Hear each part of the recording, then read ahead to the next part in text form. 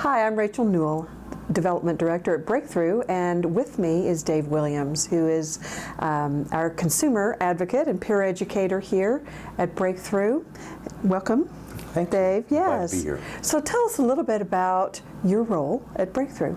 Well, when we talk about a consumer educator, first we have to look at what a consumer is. And in our worldview, a consumer is anyone who utilizes behavioral health or behavioral services to better their lives.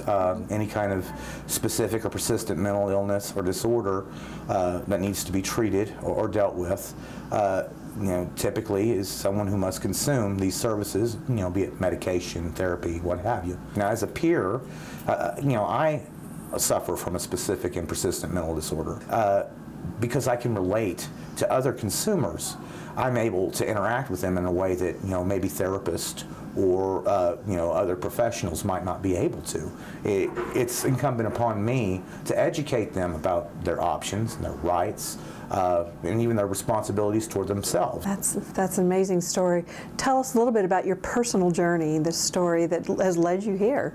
Well, when I was a young man, I struggled very hard with substance abuse issues.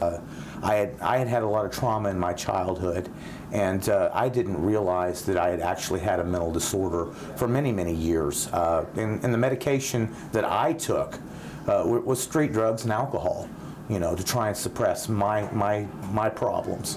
And I really didn't have any understanding of that. And it actually effectively made things worse in my life.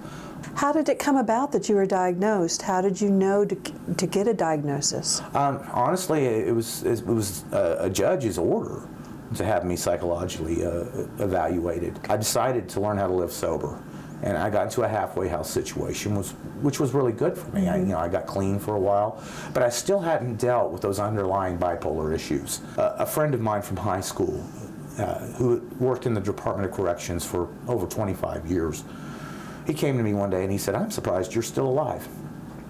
I know people that want you dead." 5 years ago, and I'd been pretty freshly divorced, somebody started taking shots at me. I had a mental breakdown over that. I ended up in Larned State Hospital behind an anxiety attack that led me into getting some treatment there. And of course, I'd been homeless for quite some time. Living from couch to couch, from girlfriend to girlfriend.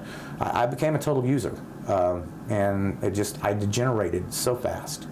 And that was after 13 years of sobriety, And so when I got into Larned, I actually started looking at the truth about my life, and I began to develop a sense of these things have happened in my life because I'm sick, and I really need help. So the first step, of course, for me was to get into outpatient treatment and get myself clean. Thankfully, I have a year and a half today, and I'm very happy of that. And through my course of outpatient treatment, I discovered the Breakthrough Club, and I saw that there would be a potential for advancement. And honestly, ever since I've gotten here, the folks here have just treated me like family. And I have grown in leaps and bounds in a very short amount of time. I have a lot to be grateful for here. Well, that's wonderful. What do you think, how would you describe stigma around mental illness? Well, stigma, it's kind of generalized as a term. In the early days, stigma was it was a wound that was open that marked you as somebody less than. And today, when we talk about stigma in mental illness, we talk about, people looking down upon a person as though they're less than and treating them that way. And you find that a lot with the homeless people on the street, folks who might actually really be schizophrenic, having their picture taken and put on social media as though they're meth addicts. So what do you think the part of the clubhouse life and the community life is? What's the best part of it? For me, the best part of being a part of the clubhouse is the fact that no matter where you are in life, no matter what your disorder or whatever you're going through, you have the same equal opportunity as everyone else to partake in the work, in the development, in the social structure. Everyone is equal here. Mm-hmm. We don't have staff who are above, and we don't have members who are less than. And that opportunity, opportunity isn't for people that need it. Everyone needs opportunity. Opportunity is for people who want it. Mm-hmm. And, if you want to do something with your life, if you want to get past the mental anguish and do something productive, you have that opportunity here. We have the ability to work in business, career development. There's even a wellness unit where, if you want to extend your health and promote the health of others, like by working in the kitchen or promoting fitness activities, those things are available. The social activities are great as well, but everyone has the same opportunity.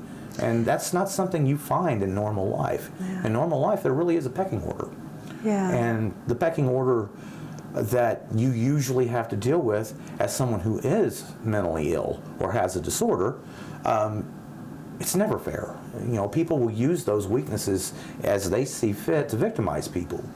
So in the larger community, there may be stigma out there that people experience, but in the larger community, talk a little bit about quality of life, even after diagnosis, and moving on, moving forward. Well, it's like any kind of program that you do to better yourself. You're going to get out of it what you put into it. And of course, there are going to be roadblocks along the way. The one thing about our community is the fact that there are so many supporting networks available. We have, of course, the Breakthrough Club and Episcopal Social Services, which does a great job when it comes to the PAYE program and helping people get vocationally rehabilitated.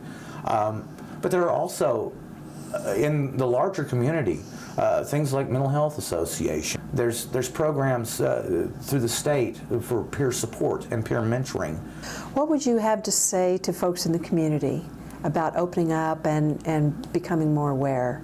Do you have any words for people in the community? I would honestly have to say, you're certainly worth it.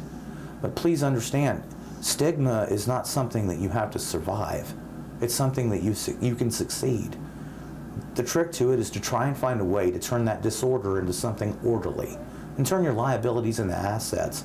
And that's not something that we can all do on our own. Sometimes we just need to get by with a little help from our friends. Thank you, Dave. Those are great words of wisdom.